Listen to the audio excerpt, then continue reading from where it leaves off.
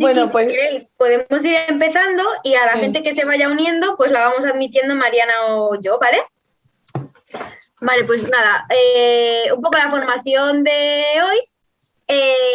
es continuar con las que hemos ido haciendo hasta el momento. Hoy toca encrucijada de la geopolítica europea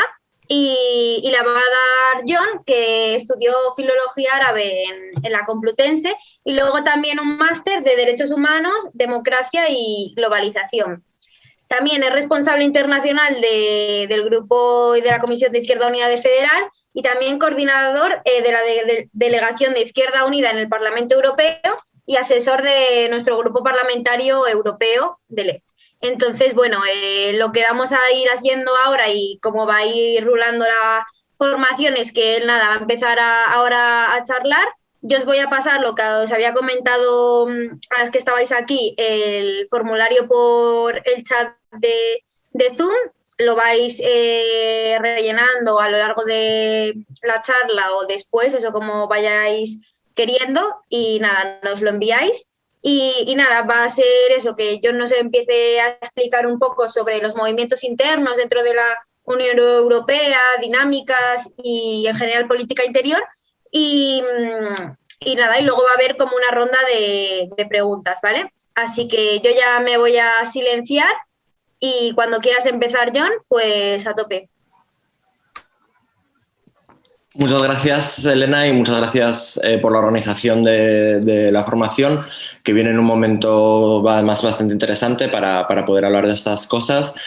Y gracias a todas por pasar una tarde de agosto con este tema. Creo que, como decía Elena, creo que ya que es un tema que está todavía bastante abierto, que hay todavía debates sobre la mesa, dentro de la propia izquierda también, creo que es particularmente interesante que, bueno, pues que hablemos el máximo de compañeras posible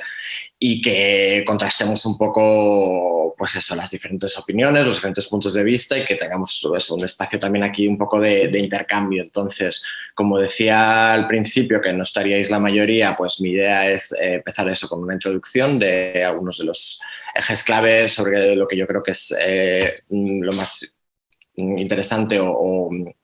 clarificativo, ¿no?, de la política exterior europea, los movimientos que hay, como decía Elena, y que luego, bueno, pues si queremos hablar tanto sea de elaborar un poco más, ¿no?, las posturas que podemos desarrollar o los diferentes análisis sobre algunos de estos elementos concretos que os parezca particularmente relevante, o si queremos hablar de un país o de un conflicto concreto, pues podemos aprovechar el turno de preguntas para eso y para profundizar un poco más en alguno de los temas. Y bueno, pues creo que el tema de esta charla, que como decía, es particularmente interesante en el actual contexto, ¿no?, de repensada que se está haciendo dentro de la propia Unión Europea, de sus mecanismos, de sus funcionamientos, etcétera, con iniciativas como la Conferencia para el Futuro de Europa, pues tiene mucho que ver, ¿no?, con ese papel que tiene la Unión Europea o que potencialmente podría tener la Unión Europea en el mundo. Entonces, estos debates también sobre la política exterior de la Unión Europea y sobre sus alianzas, sus relaciones con su vecindad, etcétera, tienen esa doble dimensión, ¿no? Por un lado, estamos hablando, pues eso, del papel que puede tener la Unión Europea, el papel que puede adquirir la Unión Europea como ente supranacional que representa un bloque geopolíticamente importante en el mundo, pero también, evidentemente, estamos hablando de los balances y las diferencias, las diferentes posiciones, los diferentes puntos de vista que existen a día de hoy dentro de la Unión Europea, que no son pequeños, ¿no? Entonces, bueno, voy a intentar hablar un poco estas dos cuestiones también. Y igualmente, pues eso, si me enrollo mucho, Elena, libertad para interrumpirme con toda confianza. Entonces, ahora como decía, estamos en un momento en el que por primera vez de una forma más clara y más abierta, ¿no?, la Unión Europea está hablando de sí misma como un actor geopolítico clave. De hecho, eso fue uno de los ejes principales que llevaron a la investidura de la actual Comisión Europea, en el discurso de investidura de Ursula von der Leyen, la presidenta de la Comisión alemana del PP, fue uno de los elementos clave, ¿no? La construcción de una Unión Europea como actor geopolítico con capacidad de influencia, y se autodenominaron ellos a sí mismos, de hecho, la Comisión Geopolítica. Pero, sin embargo, esto todavía, como decía, pues está en proceso de materializarse, de definirse, porque realmente, como hemos visto, y en uno de los artículos que os mandamos previamente hacía referencia a esto, ¿no? A toda la cuestión, por ejemplo, de lo que ha sido el proceso de la política exterior en el marco de la pandemia, pues realmente pues, ha sido un proceso que ha tenido un montón de altibajos y que realmente adolece también de una línea clara y una estrategia concreta, ¿no? Entonces, es importante tener en cuenta que en el marco constitucional europeo que tenemos, constitucional en el sentido de arquitectura institucional que tenemos dentro de la Unión Europea, la política exterior como tal sigue siendo una competencia nacional, ¿vale? La Unión Europea como tal, precisamente al ser una competencia nacional, cada vez que la Unión Europea hace una mínima declaración, un mínimo movimiento, lo que sea, tiene que contar con la unanimidad del conjunto de los Estados miembros, y eso recientemente ha generado también situaciones de conflictos muy grandes, ¿no? Por ejemplo, por poner un ejemplo, con la situación de la agresión israelí contra Palestina que vimos hace unos meses, y los bombardeos sobre la Franja de Gaza, pues la Unión Europea ni siquiera pudo hacer una llamada clara al alto el fuego, porque un país, en este caso Hungría, con su gobierno de extrema derecha, lo vetó y lo bloqueó, ¿no? Entonces, vemos cómo la actual situación hace que realmente la toma de decisiones sea una cuestión bastante compleja y realmente, además, lastre o dificulte las posibilidades de la Unión Europea, bueno, pues eso, de tomar medidas ejecutivas, reaccionar con rapidez a las diferentes cuestiones que pasan en el mundo, teniendo en cuenta sobre todo eso, ¿no? Que la geopolítica y la política internacional requiere muchas veces de respuestas rápidas. Por tanto, la pulsión que se está dando precisamente está entre esos dos bloques, ¿no? Quienes quieren mantener la situación actual, en la cual la soberanía en materia de política exterior reside principalmente en los Estados, o quienes, desde una perspectiva más federalista europea, quieren avanzar hacia un modelo o transitar hacia un modelo de mayorías cualificadas que permitiría tomar decisiones, digamos, de forma más operativa. Pero claro, evidentemente es una cesión de soberanía que además elimina la capacidad que tendrían los diferentes estados de marcar o de limitar los aspectos más controvertidos o más problemáticos que pudieran tener. Por tanto, y ahí está el debate, ¿no? ¿Existe realmente una política exterior europea como tal? En los artículos que hemos mandado, precisamente, los hemos seleccionado porque van en dos direcciones, digamos, contrarias, ¿no? En uno estamos hablando del papel de la Unión Europea como actor en política exterior, y en el otro estamos hablando de todas las contradicciones que existen y las diferencias que hay en un montón de cuestiones concretas entre los diferentes países que llegan a apoyar bandos diferentes en conflictos, como ha pasado recientemente en Libia. Pero realmente la cuestión es que sí, que evidentemente sí que existe una política exterior europea, pero que no es ni mucho menos una cuestión monolítica, y pues tiene todas estas aristas de las que vamos a hablar, ¿no? Entonces, en esta tensión, como decía, que tiene mucho que ver con el mecanismo de toma de decisiones en el marco de las instituciones europeas, en el que, por cierto, también recordar que el Parlamento tiene un papel cosmético, o sea, el Parlamento aprueba textos y resoluciones, pero estas no son en ningún modo vinculantes y no son vamos, o sea, que no van a ninguna parte, vaya, o sea, que yo me paso muchos días trabajando sobre ellas, pero que luego no tienen una consecuencia directa, ¿vale? O sea, que es una competencia exclusiva, como decía, de los Estados, que reside ahí, y no el Parlamento Europeo tiene un papel consultivo o de recomendaciones. Entonces, esa diferencia también se traslada a otro de los debates o a otro de los proyectos principales, ¿no? que es la cuestión de la militarización y de la articulación de un poder militar europeo que acompañe a esa Unión Europea, ¿no?, convertida teóricamente en un actor geopolítico de primer orden o un actor geopolítico relevante. Entonces, las conversaciones que ha habido sobre la posibilidad de la creación de un ejército europeo han estado ahí bastante tiempo y poco a poco se van materializando. ¿Qué pasa? Que lo estamos viendo de una forma muy progresiva y de una forma, bueno, pues en la cual se van superponiendo diferentes elementos para hacer las cosas de una forma más lenta y más discreta, podemos decir. Pero por citar algunos ejemplos, aunque ya existe un proceso de acumulación, ¿no?, de creación de un complejo de carácter armamentístico, de carácter militar. Ahora, en el marco financiero plurianual que se acaba de aprobar, porque sabéis que en la Unión Europea los presupuestos, además de anuales, se aprueban unos presupuestos plurianuales con un marco de 6 años para que, digamos, marcan más las líneas estratégicas. Pues hay una partida por primera vez que precisamente hace referencia a las políticas de defensa, una partida de 7.900 millones, lo que se llama el Fondo Europeo de Defensa, que además comparte una visión muy en la línea de una visión de política de seguridad y defensa muy en la línea de lo que es la política estadounidense, ¿no?, con un concepto muy ligado al propio desarrollo de la industria armamentística a través de empresas privadas como un eje estratégico en estas políticas de defensa, y por tanto al final lo que estamos hablando es de subvencionar a las empresas privadas de la industria armamentística con un chorro de dinero que es realmente escandaloso que se haya introducido esto. Además de estos nuevos fondos, tenemos 6 misiones militares europeas en el exterior, que es algo que normalmente no tiene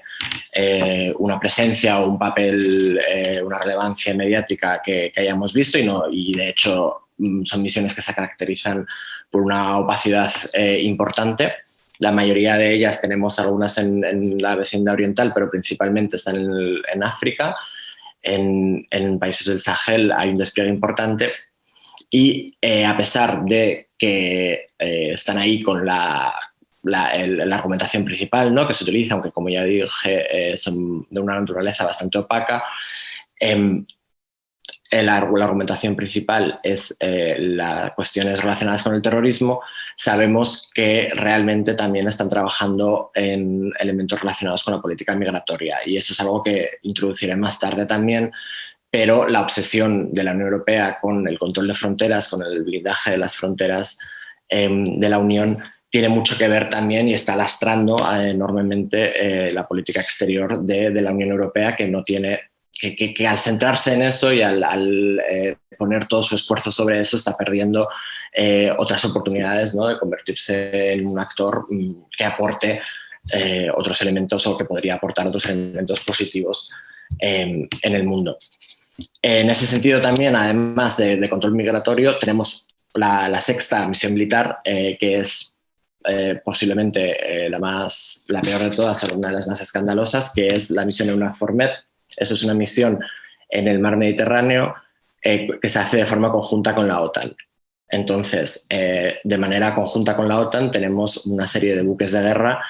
patrullando en el Mediterráneo con el objetivo de frenar la migración y como si fuera esto o convertido esto en un objetivo estratégico de la Unión Europea, lo cual evidentemente es enormemente problemático, y además despeja cualquier duda que podría haber de debates que se han dado dentro de la propia izquierda sobre la pertinencia o no de construir este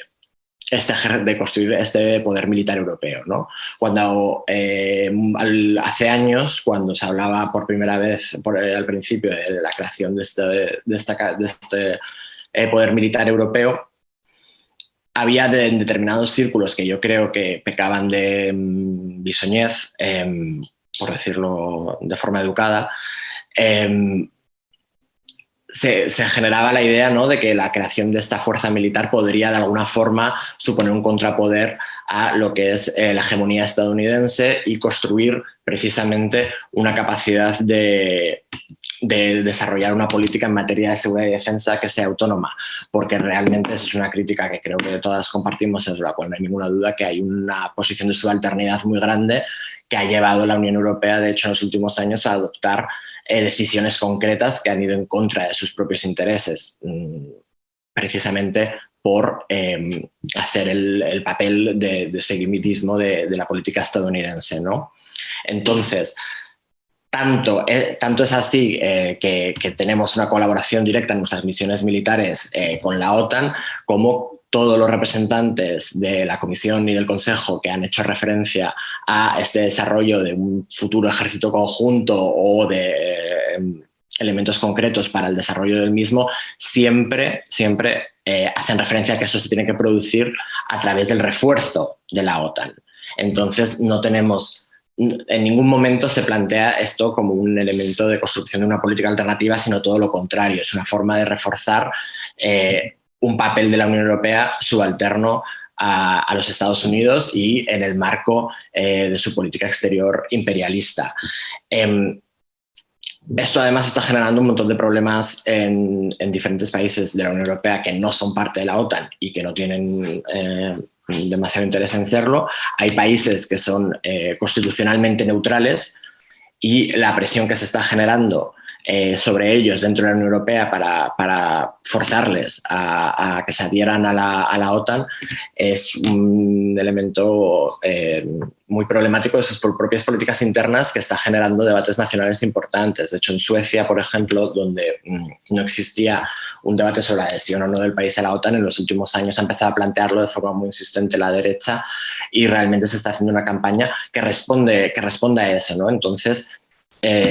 que tengamos claro que ya se está produciendo una militarización de la Unión Europea y un desarrollo muy progresivo, pero que está ahí, de una fuerza militar de la Unión Europea, y que este desarrollo está directamente ligado a la consolidación del modelo otanista, de una Unión Europea completamente alineada con Estados Unidos y que participe de estas lógicas de imperialismo y de agresión constante para el beneficio de una industria, de un complejo industrial militar. Más allá de eso, que sería, digamos, la visión más amplia del papel y del desarrollo de esta política exterior, hay una serie de ejes que son estratégicos, que son prioritarios para la Unión Europea, y que en ellos se está haciendo un énfasis concreto y se está trabajando, digamos, con una estrategia particular. Evidentemente, por un lado, están los países que están en proceso de adhesión, con los que la Unión Europea tiene realmente una agenda de colaboración, de cooperación que es muy estrecha y que va en un montón de términos y de asuntos diferentes, evidentemente también porque son países que tienen la voluntad, digamos, de entrar en la Unión Europea y por tanto tienen que alinear las políticas en muchos temas, pero uno de esos asuntos en los que se está produciendo también una mayor alineación es precisamente la política exterior y de seguridad común, ¿no? Entonces, ahora a muchos de los países que están en proceso de adhesión, como los países de los Balcanes, que mayoritariamente lo están, se les está forzando, forzando a que participen de estas misiones militares a las que hacíamos referencia en el exterior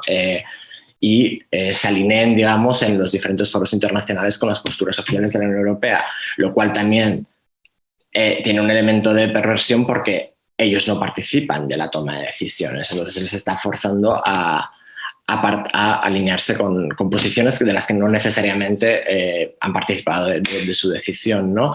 Sin embargo, se hace también, hay un retorno, digamos, de una presencia muy grande de la Unión Europea en estos países y desde la pandemia, como hemos visto, como aparecía también en el artículo que os pasábamos del marco de la política exterior de la Unión Europea en el contexto de la pandemia, sí que hay un desarrollo mayor y un interés mayor por reforzar esa visibilidad de la UE en los países en proceso de adhesión, porque precisamente por este enfrentamiento de bloques del que hablábamos, que sigue la lógica estadounidense y que presenta a la Unión Europea como un elemento de confrontación y de oposición, digamos, a lo que es Rusia y otras potencias. De hecho, la política de la Unión Europea, más allá de los países en adhesión, pero para todos, digamos, los países europeos que no son de la UE, que están en el este, como puede ser Moldavia, Ucrania, Georgia, Armenia, Azerbaiyán, etcétera, se desarrolla en el marco de un acuerdo que tenemos que se llama el Acuerdo de Asociación Oriental. Es un acuerdo bastante estrecho que genera, genera pues, una serie de intercambios, políticas compartidas, puesta de recursos a disposición, etcétera, que no necesariamente son todos negativos, pero efectivamente tienen la contraparte de que esos países históricamente muy cercanos a Rusia, por motivos culturales y históricos evidentes que todos conocemos, pues a cambio de esto se les obliga a una ruptura de relaciones, a situarse en un contexto, en el marco internacional, en una posición de ruptura con ellos y de beligerancia, de compartir la beligerancia que es la Unión Europea, que no tengo que recordar, que ha impuesto sanciones, que tiene un discurso súper agresivo, etcétera, y participar también en el horizonte de una entrada hipotética de sus países en la OTAN. Por lo tanto, estamos hablando también de una militarización o un incremento del despliegue militar, ¿no?, en nuestras fronteras orientales, que no obedece en absoluto a los intereses de la Unión Europea, sino al revés, que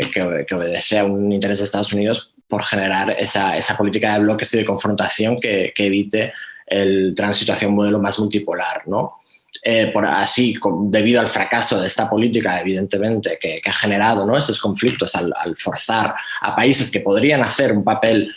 completamente diferente a participar, ¿no?, de ese bloqueo, de esa beligerancia, enfrentamiento con Rusia, lo que hemos visto es que hoy en las fronteras entre Rusia y la Unión Europea, como en la zona de los países bálticos, tenemos un nivel de presencia militar que no teníamos en Europa Oriental desde que acabara la Guerra Fría. Y además hemos visto cómo se suceden toda una serie de conflictos armados en estos países que están al lado de la Unión Europea, países con los que tenemos un espacio geográfico compartido, pero no solo, también tenemos comercio, tenemos intercambios de diferentes tipos, y que desde luego es todo lo contrario a nuestros intereses propiciar este tipo de conflictos, como la guerra que sigue habiendo en Ucrania, aunque ya haya desaparecido de las noticias, eso sigue estando ahí,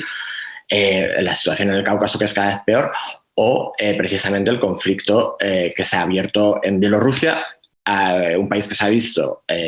seriamente atacado desde las posiciones de la Unión Europea, con la imposición también de sanciones, con un intento de desestabilización muy grande, etcétera, precisamente por ser un país que quiso jugar o que quiso adoptar ese rol ese rol que podrían tener estos países de puente, ¿no?, de un país que aspiraba a mantener, más allá de su política interna, pero un país que en el plano internacional aspiraba a mantener buenas relaciones tanto con la Unión Europea como con Rusia, de hacer una labor de puente, etcétera, pues se ha visto completamente, o sea, esta ha sido la respuesta que ha encontrado, ¿no? Esto también pone de manifiesto, evidentemente, los problemas que genera la política la política de ampliación sin límite, de ampliación ilimitada de la Unión Europea, ¿no?, de la incorporación de países sin ningún tipo de criterio, sin ningún tipo de fin, más allá de expandir esa influencia y precisamente confrontar con nuestro vecino, nuestro mayor vecino que tenemos, que es la Federación Rusa. esa expansión ilimitada e incondicional, pues ya estamos viendo, ¿no?, los problemas que nos está trayendo a nivel interno con la situación de países que están cayendo en espirales autocráticas muy complicadas con gobiernos de extrema derecha como Hungría y Polonia, pero también con toda una situación de conflictos internos que se están produciendo dentro de los países con los países de nueva incorporación en base a conflictos enquistados de los 90, con los diferentes procesos en los que esos países se sesionan o se independizan, ¿no? Además de la vecindad oriental, el otro eje estratégico para la Unión Europea, tal y como viene declarado, ¿no?, en sus objetivos de política exterior y de seguridad común, es precisamente la zona que se llama oficialmente la vecindad sur, que responde a los países del arco mediterráneo, perdón. Y con esos países se desarrolla al final, hace una década, un programa ambicioso de colaboración, de estrechamiento de lazos, con el objetivo, evidentemente, de ser actores relevantes en estos países. Y, sin embargo, por un lado, a causa de la situación de crisis, pero evidentemente, principalmente por este proceso al que yo hacía referencia de adopción por parte de la Unión Europea de la agenda de la extrema derecha en cuestiones migratorias, ¿no?, y de esta obsesión con el cierre de fronteras y con poner en el centro de nuestras relaciones exteriores también las políticas migratorias de control y cierre de fronteras, pues ese programa, ese marco tan ambicioso que teníamos no se ha desarrollado realmente en absoluto, y lo que se ha transitado es hacia un modelo primero de externalización de fronteras y de acuerdos como los que tenemos con Marruecos, con Turquía, con Libia, que han supuesto una vulneración total de los derechos humanos, y el establecimiento de relaciones que mercantilizan a las personas con estos países, pero que realmente no van en beneficio no han generado, no han sido provechosos ni han generado un mayor papel, digamos, desde un punto de vista meramente geopolítico. No han aumentado la influencia de la Unión Europea en estos países. Todo lo contrario, de hecho, o sea, nos han hecho susceptibles a procesos de chantaje, como hemos visto por parte de Erdogan o por parte de la monarquía marroquí. Y luego, además, es un proceso que se ha desarrollado a partir de 2015, con lo que se llama la Cumbre de La Valeta, hacia una externalización de las fronteras cada vez mayor, cada vez más al sur, digamos, y esas fronteras, esos acuerdos de frontera ya no son con los países del norte de África o de Oriente Medio, sino que son o se están priorizando los acuerdos con países de África subsahariana, precisamente para control de fronteras, cierre de las mismas y el corte total del movimiento de personas, hasta el punto que, debido a las presiones de la Unión Europea, se ha acabado con los acuerdos de movilidad internos que existían entre diferentes países africanos. Qué paradoja, cuando la Unión Europea siempre saca pecho y presume que uno de sus mayores éxitos y logros es la libertad de movimiento dentro de la propia Unión. Bueno, pues parece que eso se hace a expensas de quitarle ese derecho a los demás. La priorización, ¿no?, y el carácter estratégico de las relaciones con África, precisamente por esta cuestión del control migratorio, se vio cuando en la primera visita que hizo al exterior la presidenta de la Comisión, von der Leyen, fue a Etiopía en esta legislatura, y en todo el proceso y todo el desarrollo, ¿no?, de acuerdos en esta materia que se están realizando, que además, evidentemente, como sabemos, van paralelos a pues toda la política comercial de la Unión Europea, que la Unión Europea tiene en el continente africano, que está muy ligada al pasado colonial, evidentemente, y que es un saqueo bestial de los recursos de esos países, que además, bueno, pues es responsable precisamente de la situación que en muchos casos está obligando a la gente a huir. Y ahí también parte de esa paradoja, además de ser responsable también directamente de conflictos armados y por la gestión de estos mismos recursos. en los países del Sahel, por ejemplo, que son unos de los en los cuales la Unión Europea tiene desplegadas estas misiones militares, en Mali, en Níger, en Somalia, precisamente son países donde fueron parte del Imperio francés y ahora mismo todos sus recursos naturales están bajo control de han estado en las últimas décadas bajo control de empresas francesas, evidentemente, y ahora que están entrando otros actores geopolíticos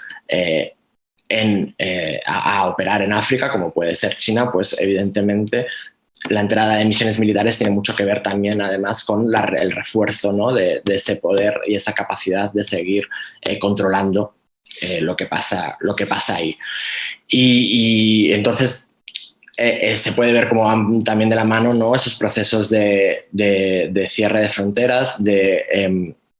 chantaje a los propios gobiernos africanos para que implementen políticas diseñadas en Bruselas para con su propia población,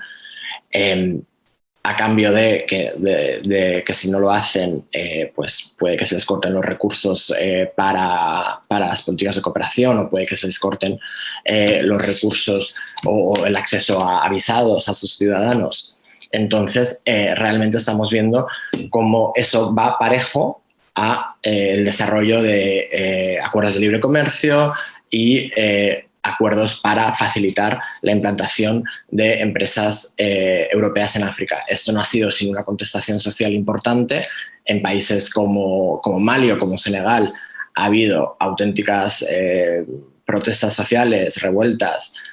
contra estos acuerdos, y de hecho en Mali el gobierno se vio obligado a retirar uno de los acuerdos que tuvo con la Unión Europea, que luego lo rehizo de otra manera, ¿no? Pero se vio obligado en un primer momento a retirarlo, precisamente por la movilización popular que ha habido contra ello, por la fuerza y la capacidad de la izquierda en muchos de estos países africanos de movilización, que es algo que muchas veces obviamos desde la izquierda europea y que deberíamos tener más en cuenta y reforzar esos lazos, ¿no? Y esos, digamos, que serían un poco los elementos, o sea, los dos focos a nivel territorial clave en este momento para la Unión Europea, aunque evidentemente pues hay un papel y un desarrollo, ¿no?, en otros territorios, que además es el que se utiliza, digamos, también en el campo de batalla doméstico, como es precisamente, bueno, pues las diferencias que tenemos en las relaciones con países como China, como Irán o como diferentes países de América Latina. También, cuando analizamos la política exterior de la Unión Europea, es muy importante que no olvidemos que el alto representante de la política europea de seguridad y defensa es el cargo más importante, es la primera espada que tiene el grupo socialdemócrata en las instituciones europeas. Y si la beligerancia, las campañas y los ataques que vienen de la derecha y de los sectores que son cada vez más conservadores en materia de política exterior, siempre se dirigen hacia elementos que ellos perciben, ¿no?, pues como una excesiva relajación o laxitud con países de América Latina, demasiado grado de cooperación con Cuba, demasiada voluntad de negociación en el acuerdo nuclear con Irán, ¿no? O sea que digamos, el bloque más de los ataques más beligerantes que tiene el alto representante, que es Josep Borrell, como sabéis, vienen mucho de la derecha por estos elementos. Tanto, por un lado, en el Parlamento Europeo, que, como sabéis, tiene una correlación de fuerzas nefasta y se ha convertido, sobre todo en temas de política internacional, en una especie de cueva de los reaccionarios, desde el cual se utiliza para atacar sistemáticamente al alto representante. Y, por otro lado, algunos de los países con gobiernos más de extrema derecha, y que en materia de política exterior, además, pues tenemos el bloque, digamos, del este, los países bálticos, Polonia, que precisamente son los que más están defendiendo, ¿no?, esa política de confrontación con Rusia y con China. Entonces, esos dos bloques, digamos, que son los más beligerantes contra Borrell y contra la política de la Unión Europea, en esos elementos en los que quizá haya podido tener posiciones, pues eso, más en la línea, más en una línea socialdemócrata, pues son ejes de ataque que muchas veces también a nosotras, a la hora de desarrollar, ¿no?, nuestras propias posiciones y nuestras propias políticas, debemos tener en cuenta cuál es ese marco en el que nos movemos, ¿no? Porque la correlación de fuerzas a nivel de Unión Europea, ojalá fuera la que tenemos en España, que ya es compleja la de España, pero ojalá fuera esa, porque realmente el marco que tenemos ahí está mucho más escorado a la derecha. La mitad de países de la Unión Europea no tienen una izquierda parlamentaria, no tienen una presencia de partidos de izquierda como tales, a la izquierda de la socialdemocracia en sus parlamentos. Y no tenemos ningún gobierno nuestro y no tenemos y somos el grupo más pequeño del Parlamento Europeo. O sea que tengamos también en cuenta que nos enfrentamos hacia un contexto complejo y eso también es lo que va a determinar el futuro. En cualquier caso, precisamente por el debate competencial con el que empezaba, y con eso termino, ahora mismo es difícil saber cómo va a evolucionar la situación a futuro, ¿no? Porque por un lado, pues eso, tenemos esa defensa del modelo actual más centrado en lo estatal y más encorsetado a nivel europeo, y luego por otro lado podemos tender hacia un modelo de mayor federalización. Y esto va a ser, en materia de política exterior, uno de los principales ejes de debate de la Conferencia para el Futuro de Europa, que se está produciendo ahora durante estos próximos meses. Es una conferencia que reúne a diputados europeos, diputados estatales, representantes de organizaciones patronales, sindicales, etcétera, europeas, y que se supone que va a hacer una propuesta de reforma de diferentes elementos, ¿no?, de la arquitectura institucional europea. Y sabemos que la cuestión de la política exterior y el proceso de toma de decisiones va a estar ahí. Y luego, además, evidentemente, eso es lo que también determinará y facilitará o dificultará la adopción de decisiones y de medidas en cuanto a las nuevas relaciones que sí o sí como Unión Europea tenemos que desarrollar con nuestro principal vecino, que insiste mucho en esto, que es Rusia. Nos interesa que haya paz en nuestro continente y que se acaben los conflictos como los que se han multiplicado en los últimos años, evidentemente. Y luego y esto las diferencias que existen respecto a la relación con Rusia, ¿no?, las estamos viendo, pues, por ejemplo, con la cuestión del Nord Stream, que creo que es particularmente interesante como elemento estratégico de la construcción del gasoducto entre Alemania y Rusia, que los países bálticos, Polonia, etcétera, se han opuesto frontalmente. El Parlamento Europeo también ha votado en contra sistemáticamente, y ahí hemos tenido a Merkel insistiendo en el carácter estratégico de esto. Y luego, por otro lado, evidentemente, la necesidad de definir nuestras relaciones como Unión Europea, nuestras relaciones con China. Por un lado, estamos instalados ahora mismo en la dualidad. A nivel de instituciones europeas hay un discurso bastante beligerante, pero luego una mayoría de países tienen muy buenas relaciones, acuerdos.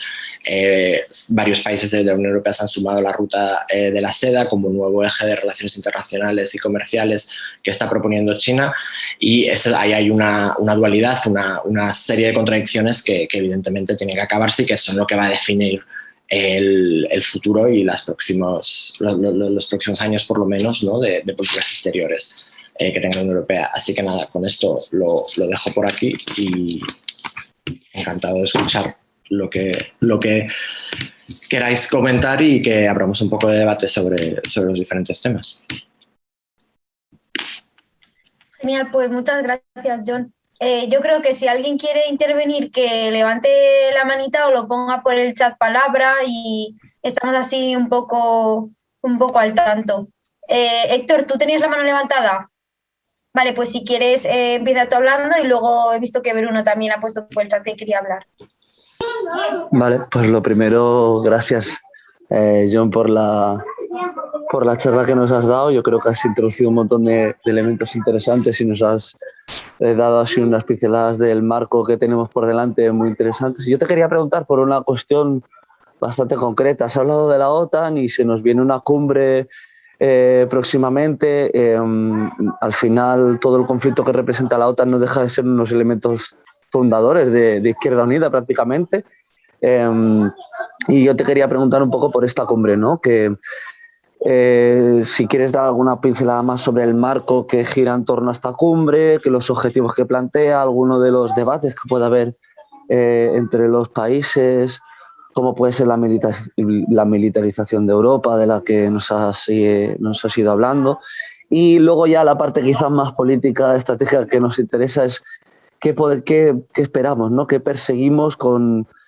la posible contracumbre que se plantea desde Izquierda Unida? ¿Qué esperamos sacar de ahí, ¿no? ¿Qué sería lo bueno, si se puede sacar algo bueno de una cumbre de la OTAN? Gracias.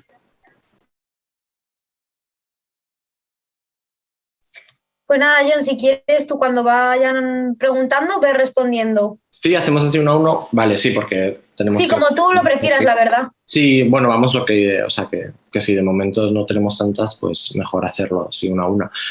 Vale. Sí, efectivamente, tenemos...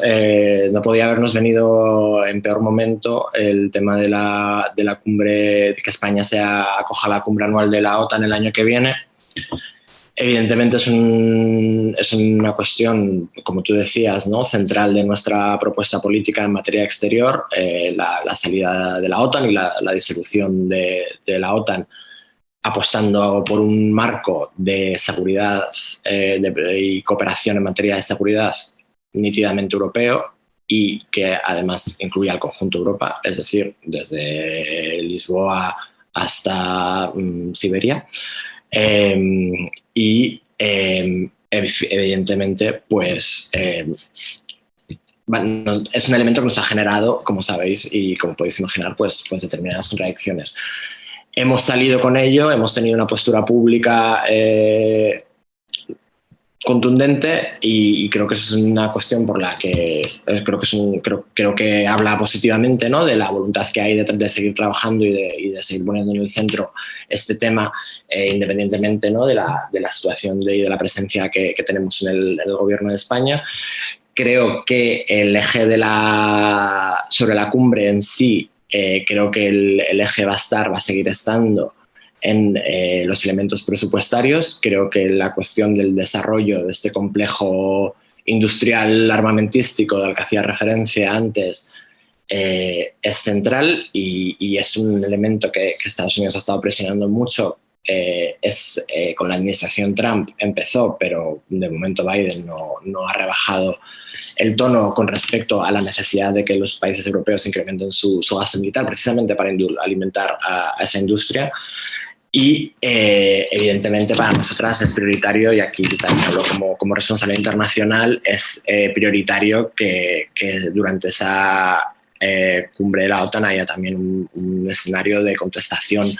social importante que no puede ser de Izquierda Unida exclusivamente, tiene que ser un elemento mucho más amplio. Tiene que generarse un espacio de movilización y de contrapropuesta amplio que abarque a los movimientos sociales con los que siempre hemos contado en estas políticas, pero también a otras fuerzas políticas, ¿no? Creo que también abre un escenario precisamente para empezar a colaborar con otras fuerzas políticas sobre esta cuestión y lo positivo, entre comillas, puede ser que nos sirva para poner este tema, por un lado, que nos sirva para poner este tema en agenda, ¿no? O sea, tenemos una pertenencia a la OTAN que no nos reporta elementos positivos a los pueblos de España, todo lo contrario, nos obligan a incrementar el gasto militar y nos genera conflictos en nuestro entorno. Además tenemos las bases militares estadounidenses en España, que teóricamente con la entrada en la OTAN había un compromiso por parte de Estados Unidos de que estas bases iban a desaparecer progresivamente, lo cual no ha ocurrido. Entonces, nos sirve, uno, para meter esos elementos en agenda y dos, precisamente para trabajar con esa política de alianzas a la que me refería, sobre esa propuesta alternativa. Creo que históricamente, aunque cada vez menos y lo estamos trabajando, ¿no? y creo que hay propuestas muy interesantes sobre la mesa que se están escribiendo en diferentes espacios, pero creo que históricamente la izquierda hemos adolecido de una falta de concreción o de proyecto alternativo en materia de política de seguridad. Creo que no basta con oponernos a lo que tenemos, sino que evidentemente tenemos que tener una propuesta más desarrollada en materia de seguridad y defensa, y que este espacio también puede ser una oportunidad para desarrollarla y sobre todo también para visibilizar que no es que seamos una gente que queremos, unos hippies iba a decir, pero no está, que se me ocurre una palabra mejor, que no es que queramos simplemente pues dejar que desaparezca el ejército de un día para otro y ya está. Quiero decir que nosotros tenemos una propuesta concreta, tenemos que tener una propuesta concreta, desarrollada y con todas las complejidades que tiene un elemento tan estratégico como la política de seguridad, ¿no? Y creo que es importante que eso se visibilice, se desarrolle y se visibilice con esta contracumbre. Gracias. Vale, pues si quieres, Bruno. Sí. Hola, John. Mi pregunta es muy corta. Cuando se habla o cuando has hablado de los intereses de la Unión Europea, yo entiendo que te estás refiriendo realmente a los intereses de las grandes empresas de los estados de la Unión Europea, que no tienen por qué coincidir con los de la ciudadanía europea. Es decir, que, por ejemplo, las petroleras europeas puedan explotar los recursos naturales de los países en los que tengan puesto el punto de mira. Y mi pregunta es si estas relaciones económicas, estas relaciones imperialistas pueden darse, o si se puede plantear la hipótesis de que esto también pueda ocurrir dentro de los propios Estados miembros de la Unión. Que Hungría, que económicamente no se parecen, bueno, no es igual a Alemania, está por debajo, económicamente pues sí hay posibilidad de que a la Unión Europea, con Alemania al frente, le interese que un país como Hungría se una precisamente para poder explotar con más facilidad la mano de obra del país. Y voy más allá, si esto puede en gran medida ser parte del por qué la extrema derecha ha crecido tanto en estos países.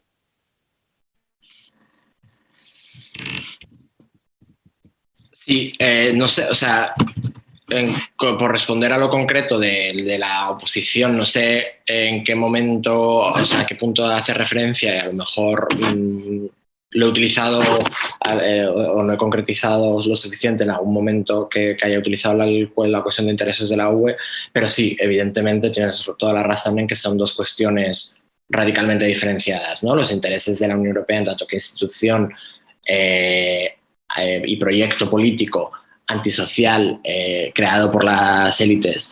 con una capacidad y con una voluntad precisamente pues eso de imponer una redistribución tanto de la producción como un cambio en las relaciones laborales y comerciales en el continente que favorezca los intereses de las élites, y por otro lado los intereses de la ciudadanía europea que son radicalmente diferentes, efectivamente, y por eso mismo esos intereses son contrapuestos en muchas cuestiones, incluida también efectivamente la política exterior. Yo creo que nuestra caracterización de la Unión Europea como en el plano institucional como proyecto es nítida. Es una caracterización que efectivamente, como decías tú, ¿no? Tiene mucho que ver con la creación de nuevos mercados, la facilitación de la explotación de las trabajadoras de otros países europeos, y yo quiero también hacer un énfasis en esos elementos de la redistribución interna del trabajo a nivel de la Unión Europea y de la producción, porque creo que evidentemente hay países unos más poderosos que otros, hay países con economías muy fuertes. Si nos vamos al tema que nos ocupa de la política exterior y la geopolítica, hay países que por sí solos son potencias mundiales y que están dentro de la Unión Europea, y hay países que por sí solos son completamente irrelevantes en el escenario internacional. Entonces, evidentemente, esas disparidades generan una desigualdad en el marco de las relaciones entre ellos, ¿no? Pero también creo que la Unión Europea es un proyecto en sí mismo, con los matices que eso conlleva, y lo vemos, uno, pues con cuestiones como las enormes contradicciones que hay dentro de Alemania, con la cuestión económica a la que tú hacías referencia, por ejemplo, y por eso hablaba de la redistribución de la producción, ¿no? Porque no es que vayan unos países a otros, es que se establecen zonas de la Unión que trascienden las fronteras de los estados tradicionales, ¿no? Y la Alemania Oriental sigue estando completamente o sea, ha habido un esfuerzo consciente, de hecho, de desindustrializarla, de empobrecer y de machacar a su población después de la mal llamada unificación. Y luego hay otros ejes del país que justo son los que confluyen con Holanda, desde Francia, tal, que son los más ricos de la Unión, ¿no? Entonces hay una redistribución que obedece a los intereses de las élites y que trasciende las fronteras de los estados. En cualquier caso, efectivamente, la desigualdad y la falta, evidentemente, de perspectivas que ha generado una política de la Unión Europea que ha sido nefasta para los intereses de las mayorías sociales, tiene mucho que ver con el auge de la extrema derecha, pero no todo. Quiero decir que comparto esa parte del análisis, pero creo que también no podemos ser autocomplacientes, y también tiene mucho que ver con una derrota cultural e ideológica de la izquierda en el conjunto de Europa bestial, y una izquierda incompareciente en la mayoría de los países de la Unión Europea. Y creo que eso también, evidentemente, es un problema que está también detrás del auge de la extrema derecha, ¿no? O sea, que también no lo planteemos solo en esos términos, sino que también hagamos ese ejercicio de reflexión, porque realmente la falta también de una concreción, de una definición de los proyectos, de las propuestas por parte de la izquierda a nivel europeo, está dando alas a la extrema derecha. Cuando te plantean un problema, cuando te plantean que tu situación tu mala situación económica es culpa de los migrantes y de los maricas, pues evidentemente,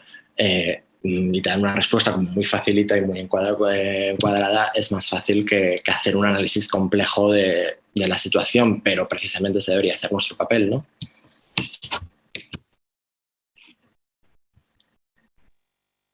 Vale, pues muchas gracias. No sé si alguien más tiene alguna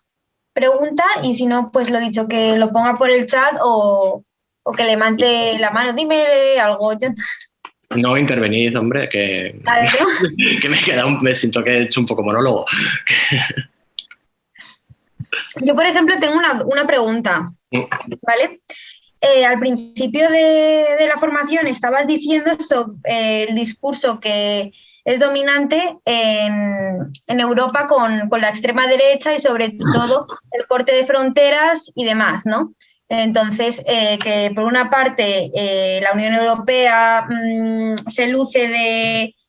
ser un espacio donde hay un libre movimiento entre los países y demás, pero que en la vida real hay un corte en las fronteras, sobre todo con ciudadanos, pero entiendo yo que no con todos, sino con alguna población más en concreto, ¿no? Entonces, me pregunto un poco cómo se gestiona eso en la práctica, y un poco cómo se puede combatir a ese discurso hegemónico de la extrema derecha en cuanto a las migraciones, porque me parece un tema muy polémico y demás. Sí, creo que es un tema súper interesante que daría para otra charla, y a lo mejor podéis hacerlo con una compañera de la delegación aquí en Bruselas. Pero sí, creo que también tiene relevancia aquí, como decías tú, porque impacta directamente nuestras relaciones con los países de nuestro entorno, ¿no? Y sí, parece en el discurso, en el relato oficial de la Unión Europea, la apertura de fronteras internas, la libertad de movimiento interna dentro de la Unión Europea se construye en complementariedad o con la necesidad, ¿no?, de un blindaje total de las fronteras exteriores para los no ciudadanos, claro. Es un discurso tremendamente hipócrita que al final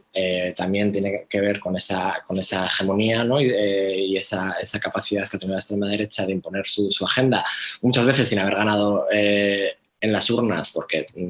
no son la fuerza política mayoritaria de la Unión Europea, y sin embargo sí que están imponiendo un montón de elementos de su marco ideológico como este, ¿no? Como la propia lógica de las fronteras como un elemento a defender y que debe ser, sí, protegido frente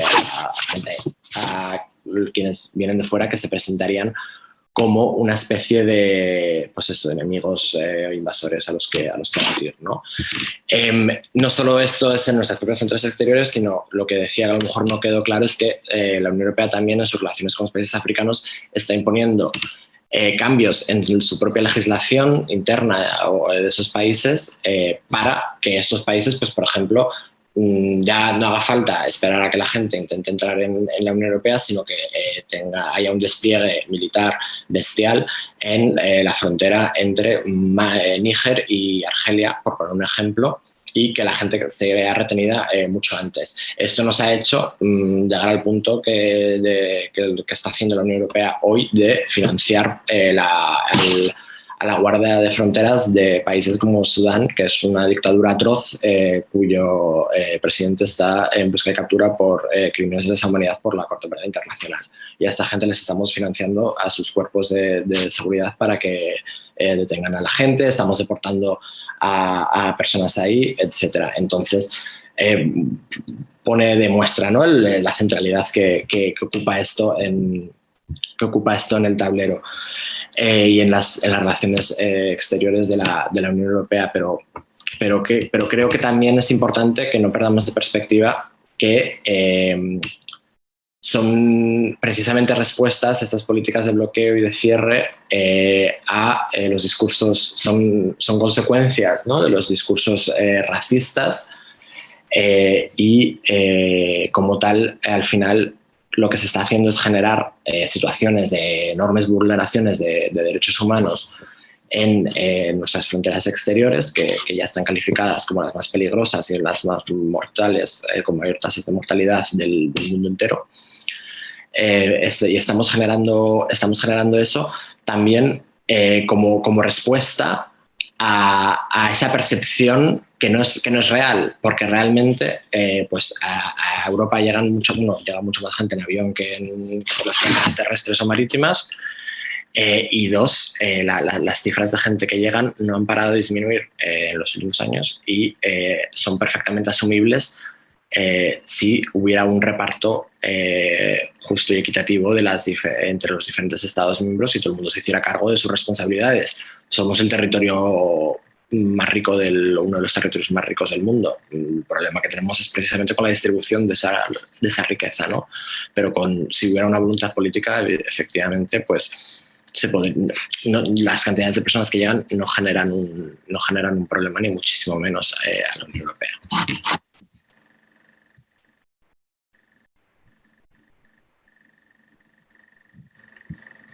Vale, ¿alguien más dice? Vale, pues dale, Carlos.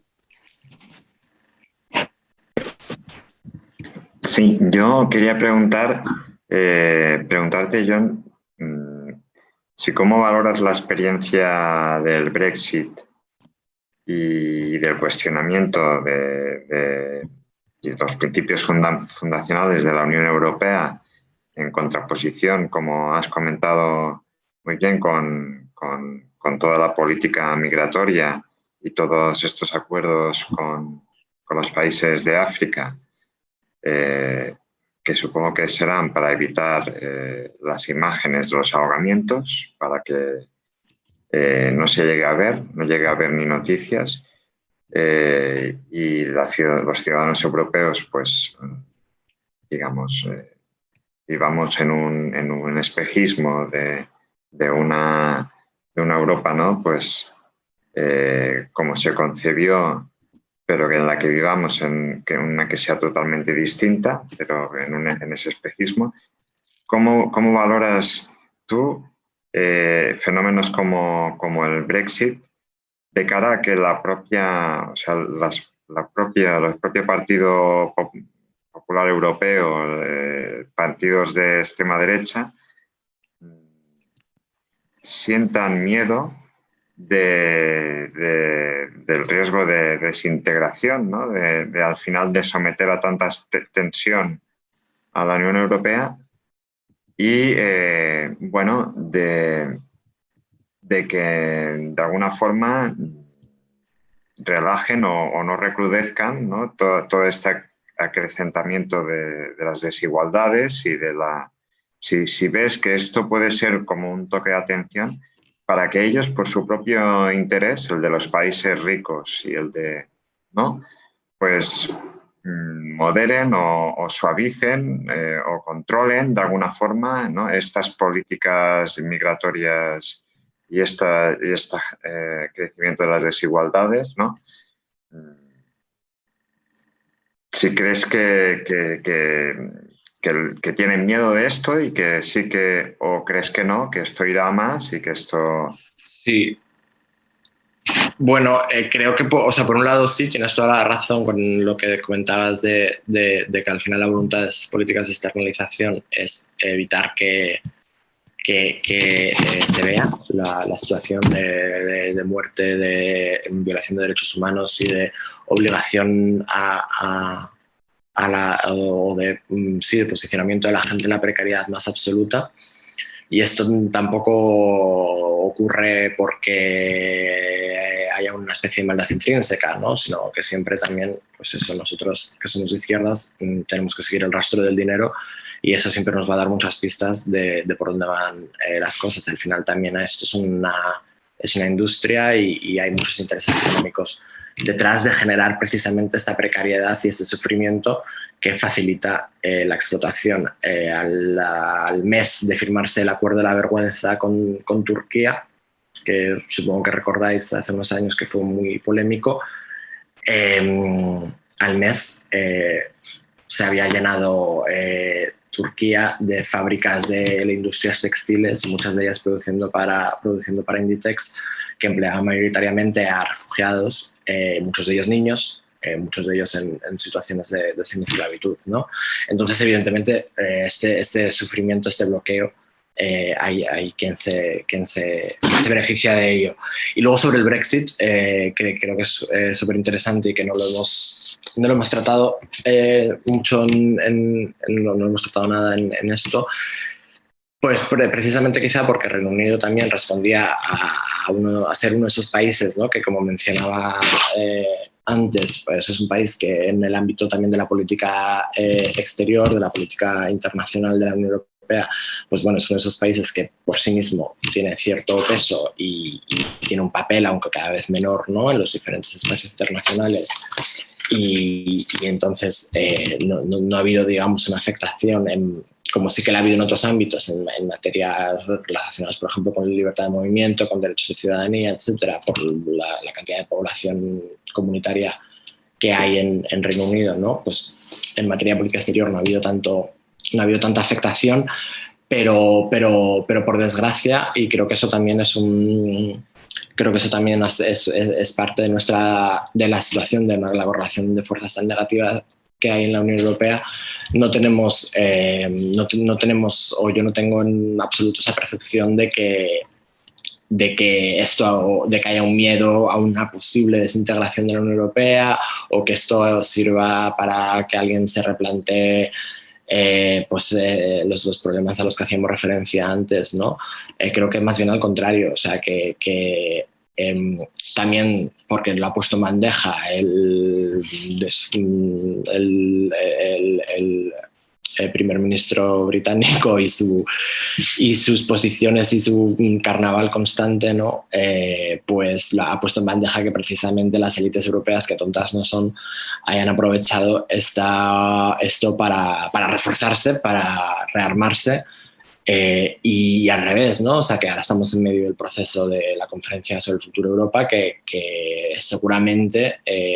concluya con la necesidad de que con una asunción de mayores competencias por parte de la Unión Europea, concesión de más soberanía y con una serie de elementos que al revés, ¿no? que van a reforzar el papel de la Unión Europea, pareciera. O sea que creo que por desgracia no hemos sabido aprovechar el resultado del referéndum para nosotros, para poner sobre la mesa la crítica y la realidad de que las políticas económicas, sobre todo, y en otros temas de la Unión Europea, no están respondiendo a las aspiraciones de las mayorías sociales y al revés, están siendo perjudiciales. Y no hemos sabido instrumentalizar este momento, y al revés, el que sí que lo han sabido instrumentalizar han sido las élites de Bruselas.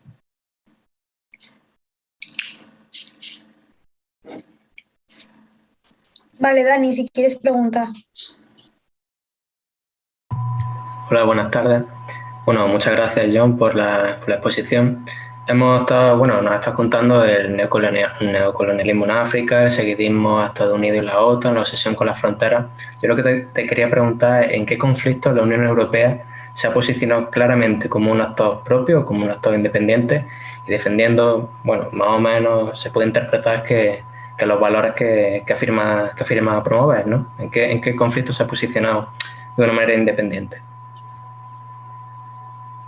De una manera independiente como tal, en ninguno. Pero, al final la política exterior de la Unión Europea viene súper atravesada por esa subalternidad a Estados Unidos. Pero también, como decía,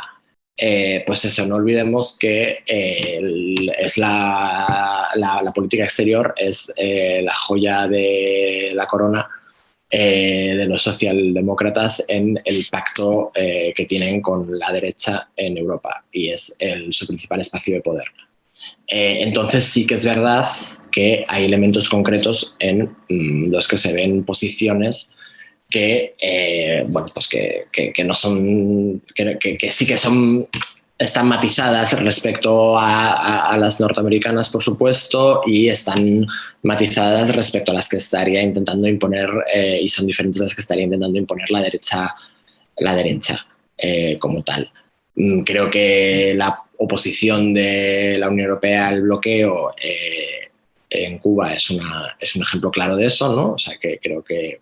la Unión Europea, nuestra posición oficial, sea la oposición al bloqueo estadounidense en Cuba, es una cuestión muy positiva. Creo que además no fue fácil transitar hacia este modelo, ¿no? Porque precisamente veníamos de la política común que impuso Aznar en su momento, que trasladó Aznar en su momento y aceptaron el resto de países europeos, que era terriblemente negativa. Y en ese sentido, pues hay un ejemplo, ¿no? De algo que seguramente, si tuviéramos un alto representante del PP o liberal,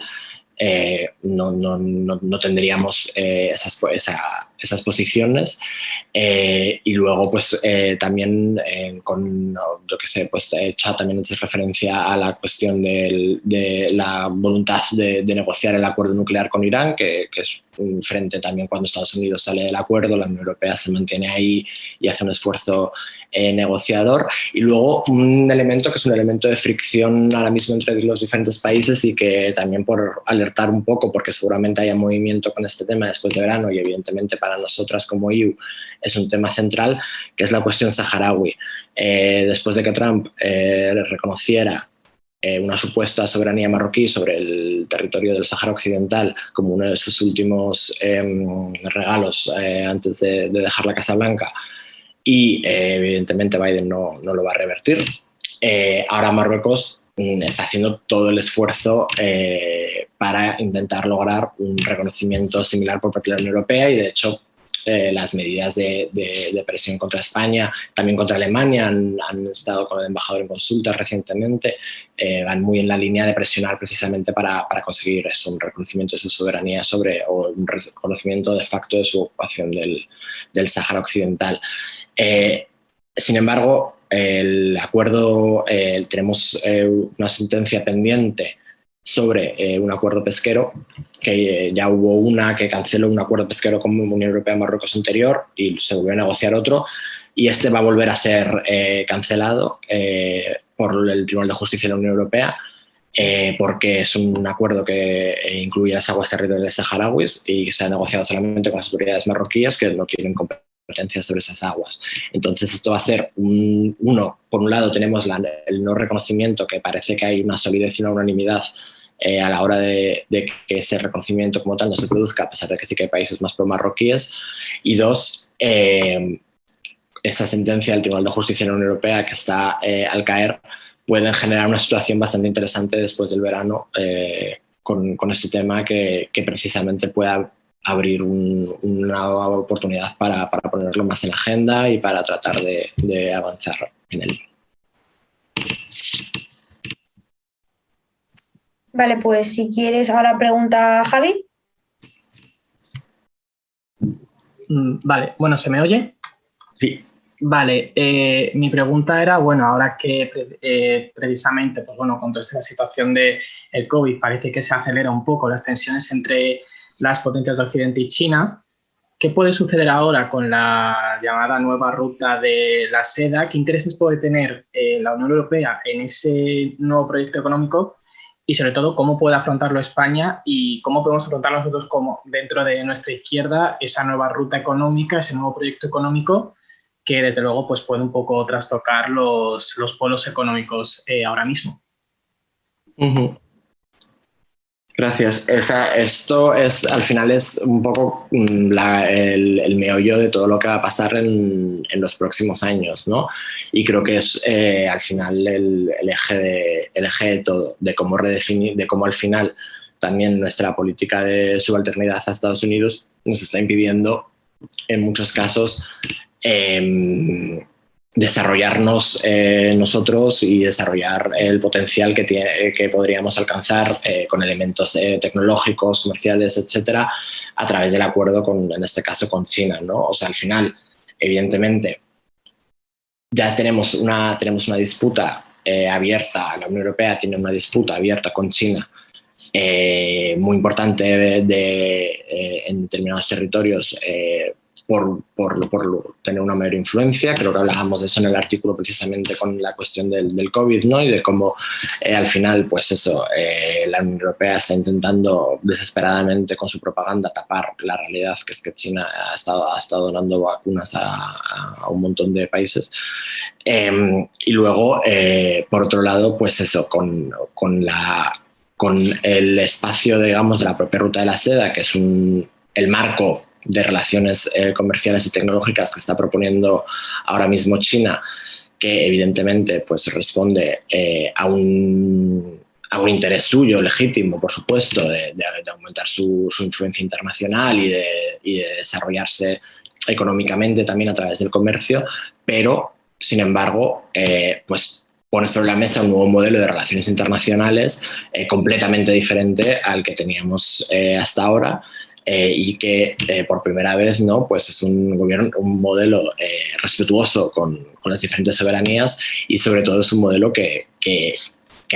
trabaja por la generación de espacios multipolares y de relaciones mutuamente beneficiosas al final. Entonces, evidentemente, más allá de que de la beligerancia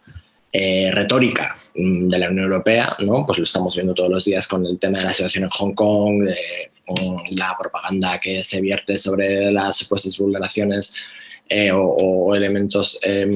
relacionados con las actuaciones del gobierno chino, que creo que hay evidentemente un interés enorme por magnificar algunas cuestiones y generar, ¿no? Esa batalla, porque al final en la política internacional es el eje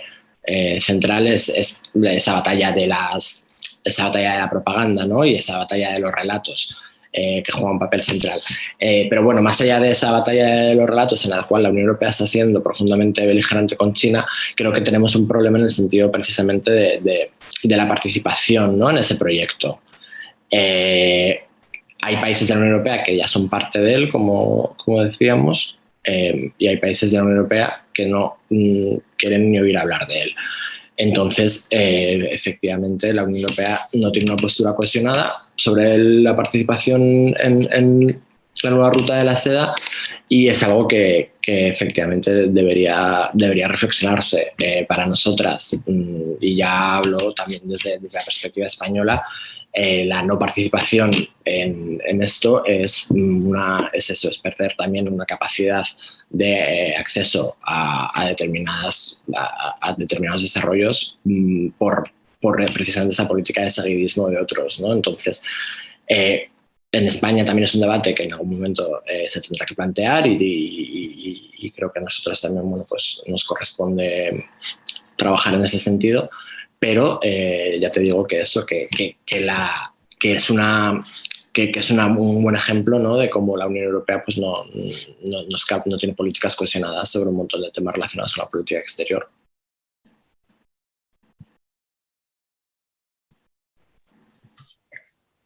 Vale, pues muchísimas gracias, John. Si alguien tiene algo más que decir, o tú mismo, John, quieres decir alguna reflexión, alguna movidilla más, pues nada, hazlo sin problema. ¿Y vas a decir algo? No, que me alegro que al final sí que hayáis intervenido más gente, y que hayamos podido intercambiar un poco más, y que es un placer, que muchas gracias por la invitación otra vez, y aquí estamos para lo que haga falta. Si no tenéis mi contacto, se lo pedís a Elena, y para lo que necesitéis, pues eso, tanto cosas del Parlamento Europeo como de la responsabilidad internacional, pues creo que hay mogollón de espacio para que tengamos más debates, para que tengamos más trabajo conjunto con jóvenes, y aprovechémoslo, efectivamente. Exacto, o sea, lo has dicho genial. Vale, pues nada, yo creo que seguís todo el mundo a John, así que cualquier cosilla le podéis contactar, o nos contactáis a la red de jóvenes para este tema y muchos más, porque yo creo que habrán quedado también algunas preguntas, o sobre todo la gente que lo va a ver la charla más adelante, que no se ha podido conectar ahora. Así que bueno, yo creo que ya damos por concluida la formación, y que muchísimas gracias a John por haberla dado, y a la gente que ha ido participando y demás, ¿vale?